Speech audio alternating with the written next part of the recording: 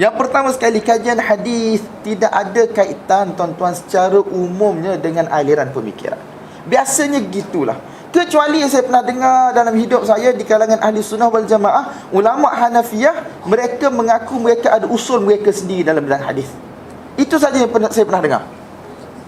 Mereka ada usul mereka sendiri dalam bidang hadis, ditasrih oleh Syekh Abdul Fattah Abu Ghudah di dalam tahqiqatnya. Bahkan ada satu orang pelajar yang habis takhasus hadis di madrasah di Pakistan, Jamiatul Ulum Al-Islamiyah Binuri Town. Dia ada tulis satu tesis berkaitan dengan usul hadis di sisi Hanafiyah.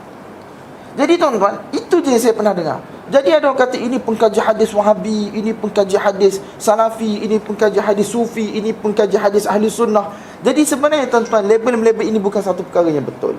Saya selalu bagi tahu, guru-guru kami bagi tahu, apabila satu-satu isu dibahaskan dan kita jumpa kajian daripada mana-mana ulama.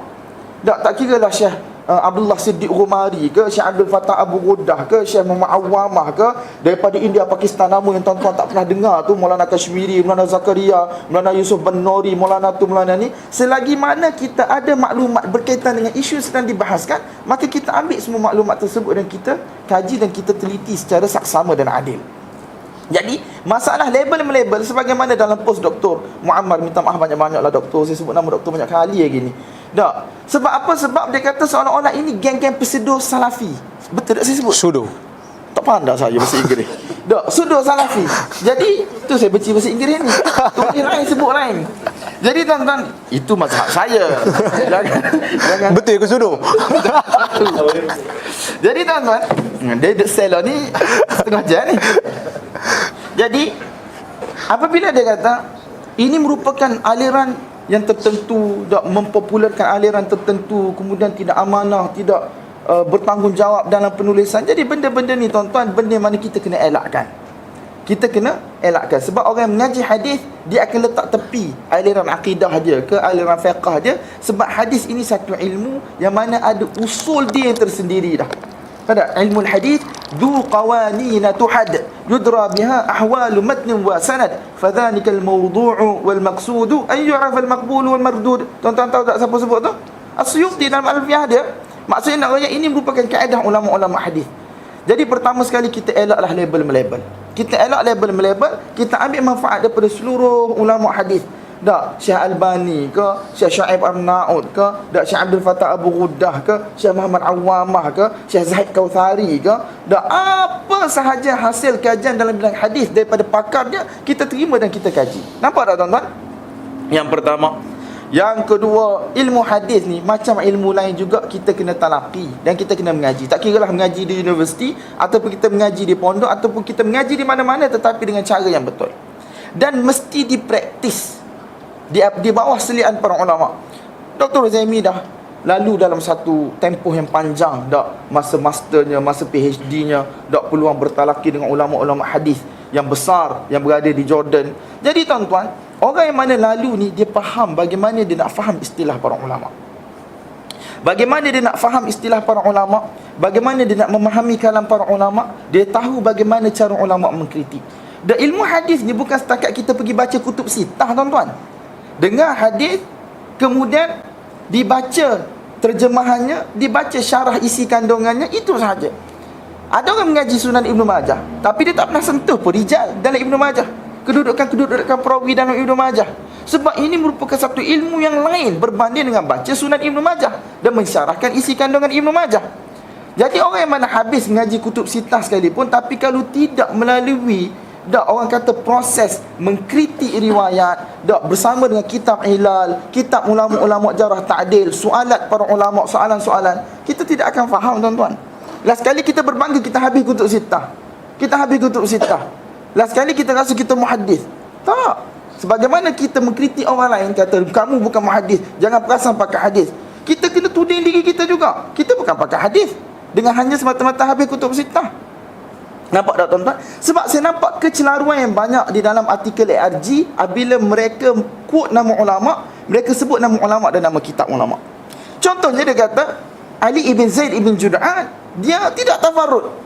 Dia tidak tafarrud. Sebab apa? Ada riwayat Abu Hurairah radhiyallahu taala anhu yang disebut oleh Az-Zahabi di dalam Mizanul I'tidal, Ibn Hajar dalam Lisanul Mizan, disebut oleh Al-Uqaili di dalam Ad-Du'afa.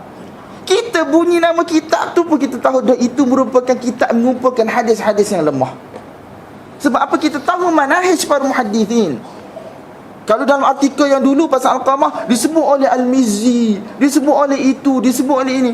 Baik sahab, dengan banyaknya ulama yang menyebut tak nama-nama orang, riwayat-riwayat, itu tidak menjadikan bahawasanya hadis itu sahih.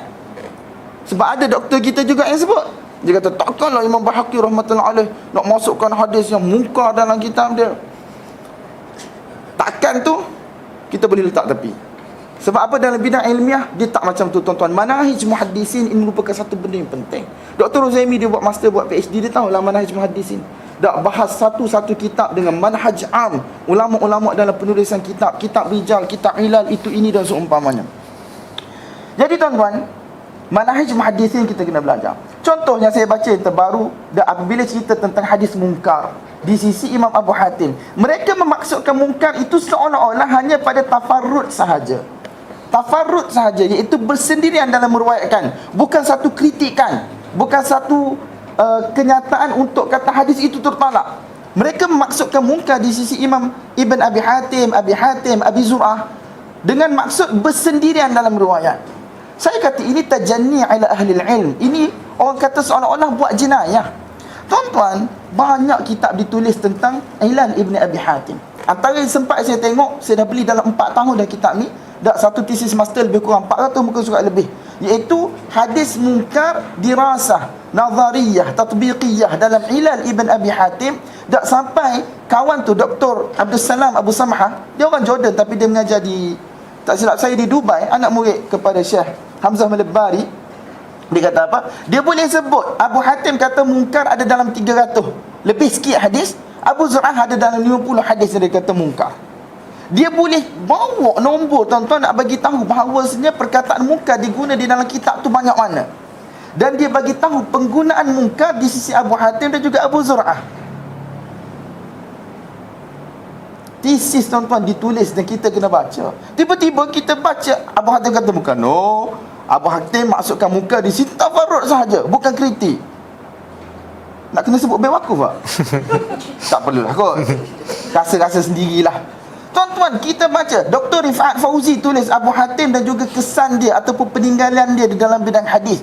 Dia cerita penggunaan mungkar di sisi Abu Hatim ada 3 jenis, dan kebanyakannya ataupun ketiga-tiganya adalah menunjukkan kepada penolakan terhadap riwayat tersebut.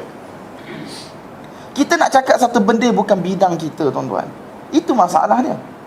Mungkar ni tak, di sisi Abu Hatim ada dia punya kriteria-kriteria dia, jenis-jenis dia, sebab-sebab dia.